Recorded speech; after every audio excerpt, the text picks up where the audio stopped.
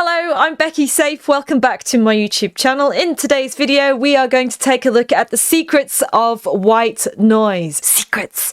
Got some secrets for you! Shh! The beauty of white noise is that it fills the entire frequency spectrum. So if you take it and you shape it, you can use it for almost anything you want. In today's video, I'm going to show you how you can use white noise to layer your snare so you get that nice fat crunch on the top of your snare drum. I'm also going to show you how you can make your own rises and downsweeps, and then we'll also have a look at doing a hi-hat, and then we'll combine the two and we'll make a hi-hat riser. Combination of the two using some automation. The timestamps are below in the description, so if you want to skip to your favorite section, feel free to do so. But let's jump into it. So the first thing I want to show you is how to layer your snare drum. So this is a snare fundamental on the top track. Here is our trusty friend span, and I've actually just isolated this frequency just for this video purpose. So here is the fundamental. This is the main tonal information of the snare drum. If you do want to know more about how you can synthesize your own snares, I do have a video up here. If you click on it, you will find out all of the different components that you need to know in order to synthesize and make your own big fat snare drum. But for the purpose of this, we are just using white noise to layer on this fundamental. So I have an instance of Serum underneath. So we open up Serum and we're going to use the noise oscillator to layer on top of this fundamental snare. So we're going to turn off oscillator A. We're going to activate the noise oscillator, come to the drop down menu and go to bright white. Bright white noise. Then we're going to enable key tracking. I know that the key of the track is A minor, so I've added notes in A, and now if we go back in here, this will pitch to that key in the piano roll. We want the metallic crunch to just come in explosively, and so the first thing we're going to do is we're going to automate or modulate the level. So this is the volume control here. We're going to come down to LFO1 and let's bring it over to the left, and we're going to start to shape it something like that. We're going to have that to start with. We're going to put it on envelope mode. We're going to take it off BPM so we can have more precise attenuation, and then grab your LFO and bring it over to the level. Let's just listen to what this track sounds like. Okay, so that's pretty close to what we're looking for, really. Let's just blend it with the snare drum. Okay, so I'm going to start to just change the shape of this envelope here.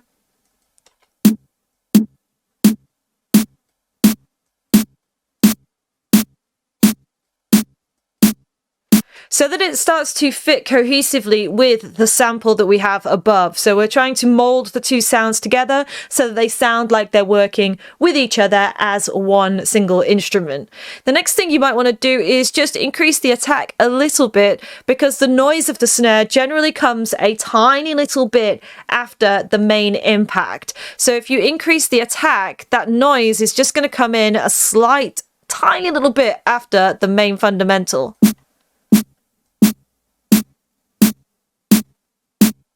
About there, 4.2 milliseconds. Next thing we want to do, as this is high frequency material, we want to high pass it because we don't want to congest all of the frequencies with our existing drum. So activate the filter and we're going to come down to a high pass.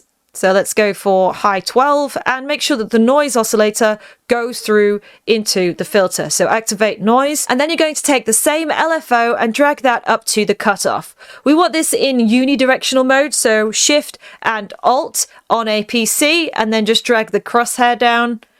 And now let's listen to this. We can bring that up a little bit. We could probably add the LFO to the drive as well, so that it's just pushing up the frequencies and the resonance. So we have a little resonance boost.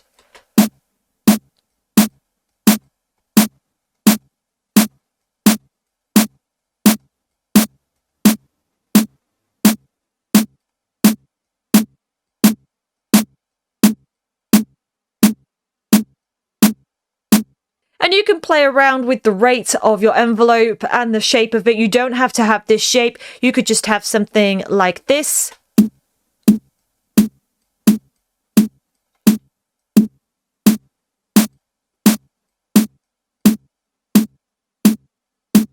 And so if we check out the frequencies of the two of them together, we will see that if we just have the main drum by itself, and then we add the noise on top,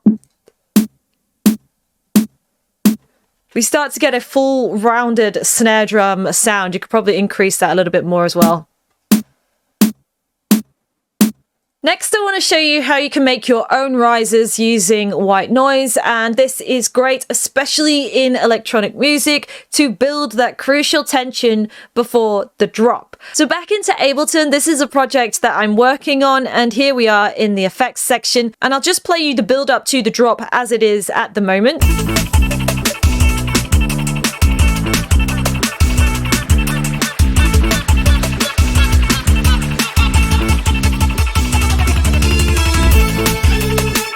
So we have some effects in there. I'm just going to loop this now so that we're focusing on this particular section. We're going to add a MIDI clip, so Shift, Control, and M, and then you're going to just add in a full sustained note.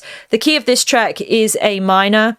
So let's bring that down here, and this is our A. This is going to be our white noise riser. If we fold that, we can just visually see it on a bigger scale. And there we have our A. If we just have a listen, this is what we have in Serum. So we're opening up and we've got oscillator A, which we can deactivate now. The key to making a riser is to automate the filter cutoff, the frequency, and the volume of your noise. So we're back over to the noise oscillator. We're going to come down to analog and bright white, and then we'll enable key tracking again so that it's at the right pitch. And we're going to come down to LFO1, and this time take it over to the right. So you're creating a ramp, and we're going to put it on envelope mode, and then we're going to bring it down to 8 bars. So this is 8 bars before the drop, and then drag the LFO over to the level and over to the pitch. We're going to stick the pitch on unidirectional, so Shift, Alt, and click, and then drag the crosshair down. And let's listen to this.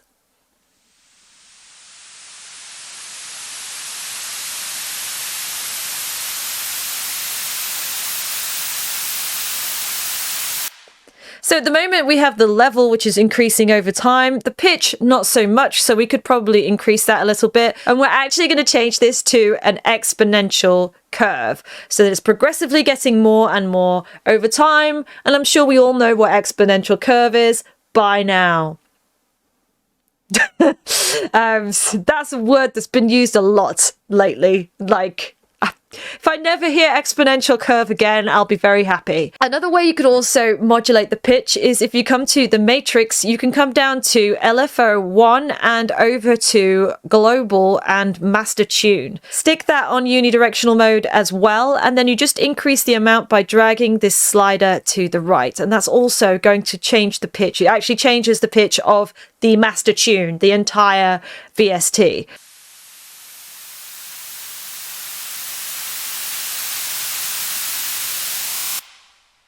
You could hear there the pitch going right up at the end, so maybe just bring that down. Lastly, we want to add this LFO to the filter. So another high pass filter, come down to normal and high 12. Noise oscillator to pass through the filter. Drag LFO1 up to the cutoff and unidirectional mode on that as well. And we could also add that to the drive and to the resonance so that we have a lovely resonance sweep as we're increasing. Drive, not so much. All right, let's listen.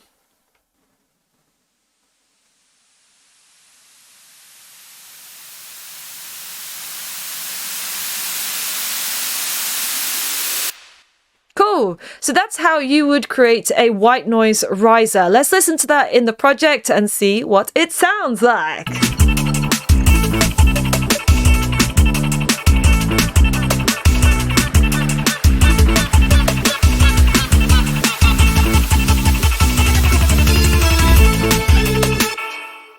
Cool. So we have built some tension quite subtly underneath, but we've built some tension there with our riser. You could further emphasize the frequencies in this if you add an EQ8.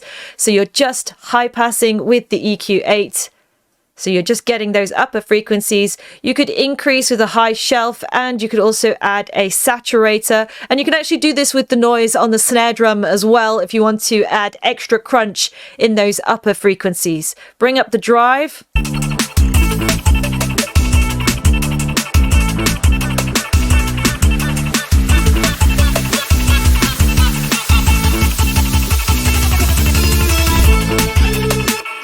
And I'm sure you can hear from there, we've built that tension, but now we have something missing, which is what to complement it with on the other side, which would be a down sweep. So one thing I like to do to create a down sweep, instead of going through the whole process again, is to just reverse the riser. So to do that in Ableton, you click on the track, you freeze it, then you create a new audio track, so Control or Command and T.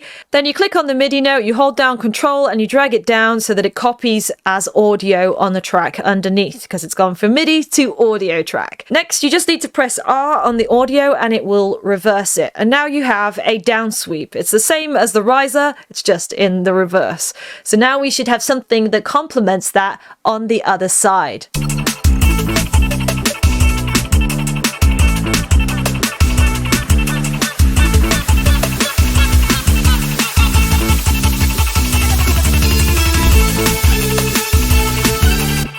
So it's probably just a little bit too much there. I would shorten that and just bring that down.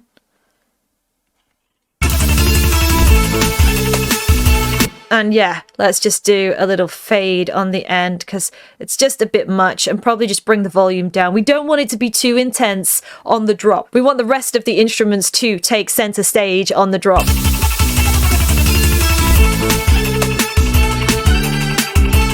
And you could combine that with a number of crashes as well. All right, let's take a look at creating our own hi-hat. And this is super easy. I include this on my Serum sound design course. So if you want to check that out, it's below. It is one of the shortest videos on the course, but I'll show you how to synthesize anything you like from drums, basses, pads, and leads using Serum in the sound design course below. So check that out. But this one, we're not actually going to use Serum for this. We're going to use Operator. And this is just to show you that you can use Operator if you don't have Serum, or you've got another VST, because the parameters, as long as they're there, you're able to create your own hi-hat. Let's draw in a hi-hat pattern. So it's going to be on 8th notes.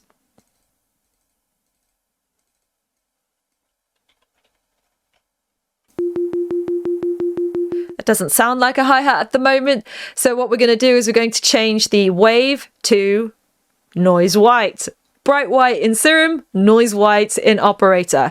The next thing you're going to do is come over to the envelope and just start to shape it into an almost like pluck shape. And then you can bring the decay back and the release. And then just check that the filter is not on a low pass. So you want to make sure it's on high pass because we're getting the higher frequencies out. Hi-hat is a high frequency instrument, and bring the frequency down so that you can hear it.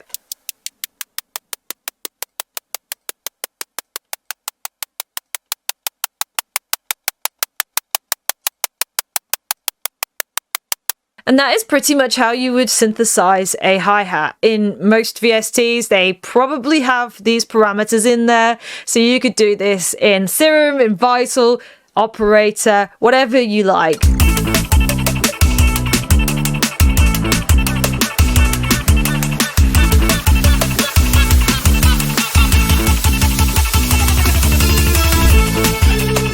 And that's how you would create a hi-hat. Yeah, good. So now what we're going to do is we're going to take the hi-hat and we're going to automate the decay so that it starts to open up. So let's go back into the project and we're going to automate the decay. So press A to open your automation window, and just make sure that you don't have record arm on the track. So turn that off. And now we're going to record, and we're going to move this parameter so that we draw in the automation. So hit record.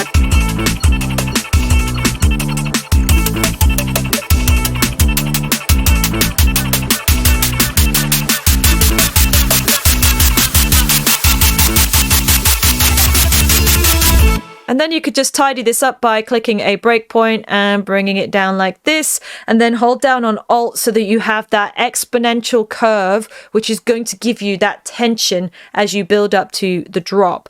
Most of the time you're going to be using this curve as it builds tension quite rapidly towards the end.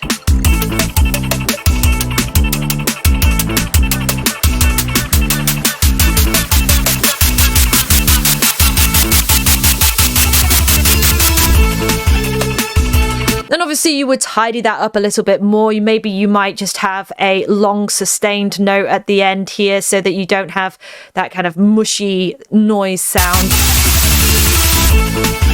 because you want that riser feel towards the end, and maybe you would just fade that out so that it doesn't overpower the rest of the project.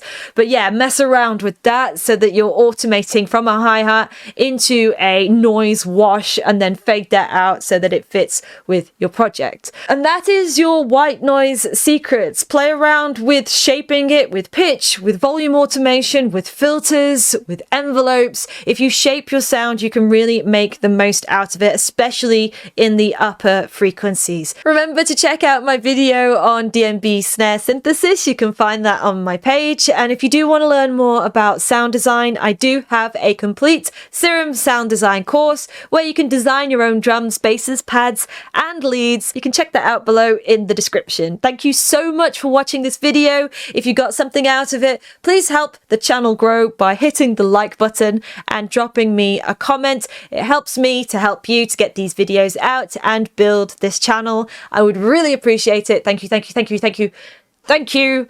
And if you do want to see more content from me, please consider hitting the subscribe button. Just touch it, go on, touch it, and then you'll be notified. And that is it from me, and I will see you for another video. Bye!